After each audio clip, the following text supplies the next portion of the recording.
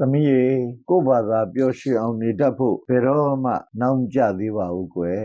လူစိတ်ဆိုတာတစ်ချိန်မှတစ်မျိုးပဲခံစားလို့ရတယ်ပျော်စရာတွေကိုခံစားနေဝမ်းနည်းစရာကိုခံစားနိုင်မှာမဟုတ်ပါဘူးတခါတည်းသူများကြောင့်ပျော်ရွှင်စရာကြုံတတ်ပေနဲ့ဝမ်းနည်းစရာလည်းကြုံတတ်ပါတယ်သူများကြောင့်ကိုယ့်ကိုယ်ကိုပျော်ရွှင်စေဖို့ဆိုတာမသိကြပါဘူးကိုယ့်ကိုယ်ကိုပျော်အောင်နေဖို့ကပိုပြီးတော့သိကြပါတယ်စိတ်ညစ်စရာတွေခေါင်းထဲထည့်ပြီးတစ်ချိန်လုံးထိုင်စဉ်းစားနေတဲ့သူပို့တော့ပျော်စရာကိုစဉ်းစားတတ်ဖို့မလွယ်ဘူးပေါ့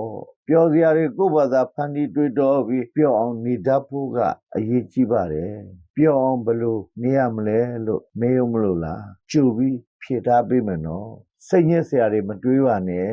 မဖြေရှင်းနိုင်တဲ့အခက်အခဲပြဿနာတွေရှိခဲ့ရင်လည်းအချိန်တန်ပြီးသွားမှာပဲလို့ယုံကြည်ထားပါ